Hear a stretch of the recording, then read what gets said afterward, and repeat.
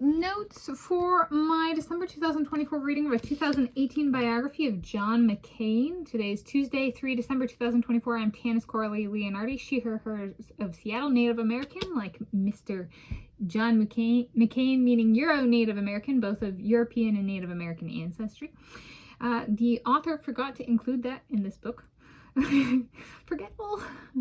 I'm going to talk through my book and reading notes for my December 2024 reading of a biography on United States of America Navy veteran and American politician John McCain. So John McCain, an American hero, by John Perritano, 2018 Sterling Children's Book Edition hardcover, ISBN in the video description. I read the book today, Tuesday, 3 December 2024. It was 188 pages. It took me one day, 188 pages today, Tuesday. It's a public library copy. It was on the shelves and decided it's the third of three. I've done it three. This is the third day in a row, a book a day. This is the third one. Third of three. And then just a reminder, so he is of European and Native American ancestry. And so I'm like him because I'm of European and Native American ancestry. However, aside from that, we're a bit different. So John McCain is of Navajo Native American ancestry. I am of Lakota Native American ancestry and Duwamish Native American ancestry. So similar but different. Similar and different. Okay.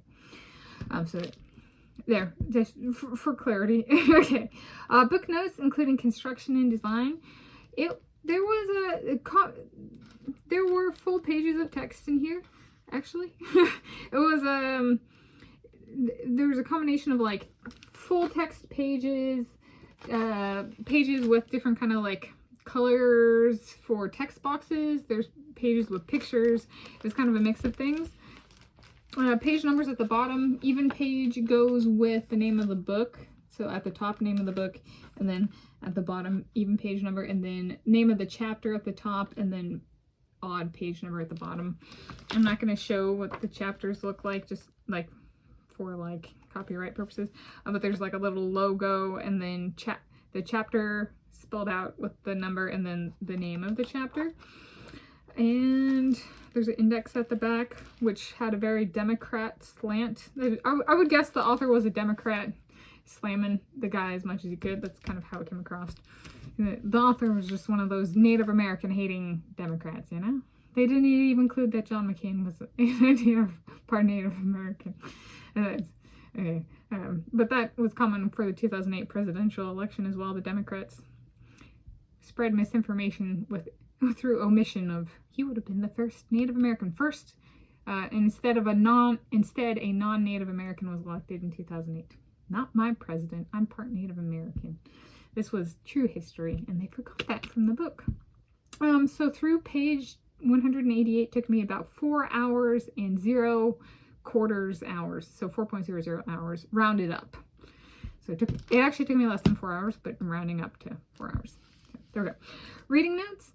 So at Thanksgiving dinner in person with my family this past week, Thursday, 28 November 2024, I learned from my grandma Connie, perhaps I've learned it before and forgot, that my grandpa Roger Leonhardi flew John McCain somewhere when they were both in the Navy. My grandpa Roger Leonhardi served 1952 to 1974, yes, 22 years as a fighter pilot, including being stationed in Asia during the Vietnam War. John McCain was stationed in Asia during the Vietnam War. Different places they were stationed, but anyway.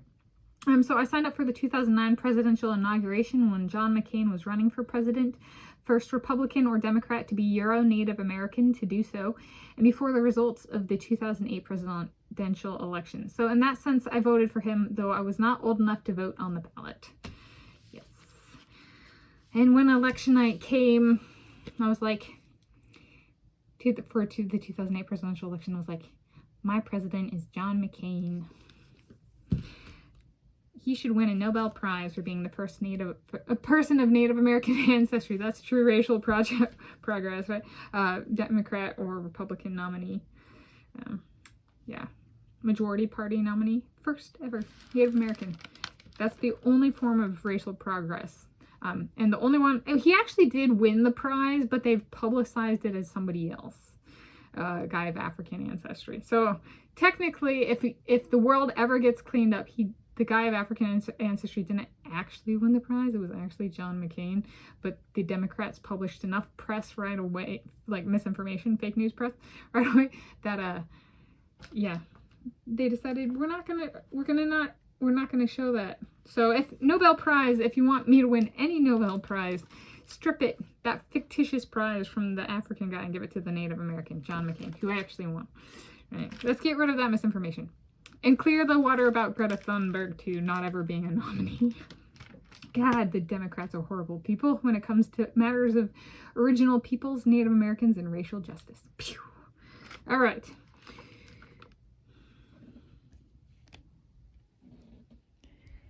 Here we go. So, this is continuation of the reading notes. Okay, pages 6 and 7. Quote, he did have seawater in his veins, unquote. So the author copycats the 2004 autobiography of Bethany Hamilton, who had salt water in her veins because she came from a family of surfers. I was like, you original asshole. At least give attribution to the person with one arm, the surfer, who beat people like you with 2 arms. Okay. Page 16. When he was born, 3 generations were present at his birth. All right, page 17, natural born citizen is required to be president. By that actually means citizen and born through natural childbirth. Yes, no C-sections allowed, if we wanted the Constitution to be interpreted in its original sense. So you don't actually have to be born in the states that are of the Union, but I think we've already known there's been somebody who was born outside and that later became a state. That's right. You don't have to be born in the United States of America to be a president. You just have to be natural born. No C-sections. If it's enforced correctly. Native American. Right? If you want to be counted as president on our land, well, that's only John McCain. We've had 1, and that's all. All right. Not like any other invasive Americans actually want racial justice. Y'all going to hell. All right. So page 35. Oh, this author is very bitter. So he's the anti-war Democrat, and it comes through. Page 35 was a good example of that. It's kind of the tone of the first 40 pages of the book, 50 pages, something like that, 60 pages. A bitter American Democrat, racist towards Native Americans. He doesn't even say that John McCain was Navajo. Okay, so there you go. All right. Page 48.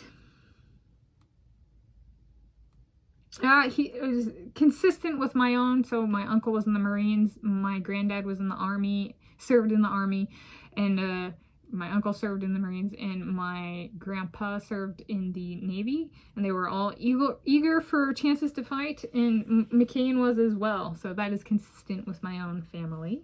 Again, I am Tanis Coralee Leonhardi, she, her, hers of Seattle. So it's page 48. He was eager for combat. All right, page 80.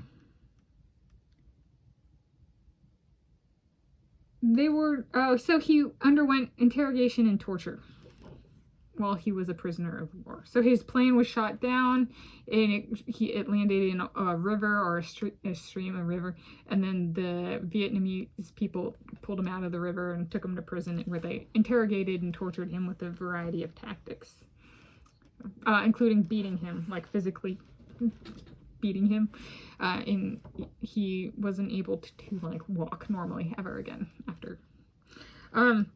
Page 89, he had a shattered leg, and so in addition to injury to his leg when his plane was shot down, the Vietnamese people, also the people who imprisoned him, would physically beat him.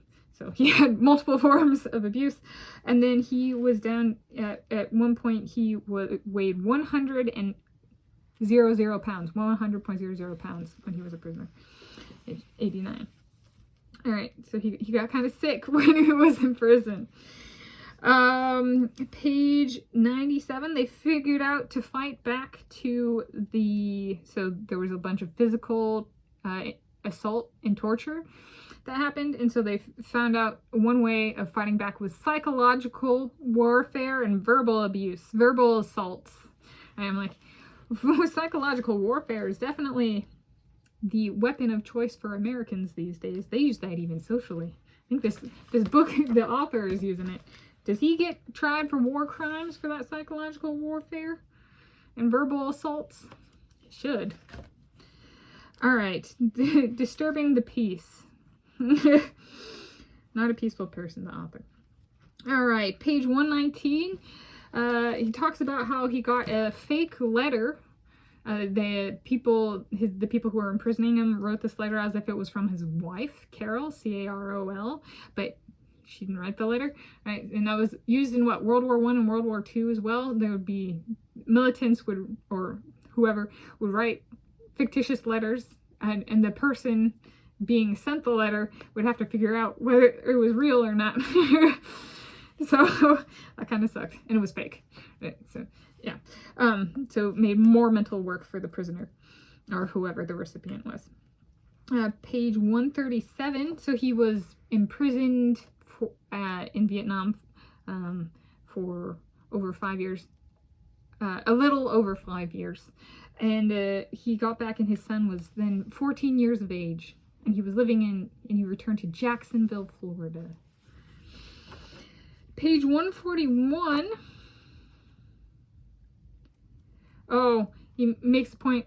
The author makes a point. John McCain makes a point. It's kind of like page 139 to 141. That the fighting energy, aggression, just full on, whoa, has transitioned to stuff like the environment instead of war. So it's still war because it's like psychological abuse, kind of warfare. But aggression still exists. It's just now towards other topics such as the environment. All right.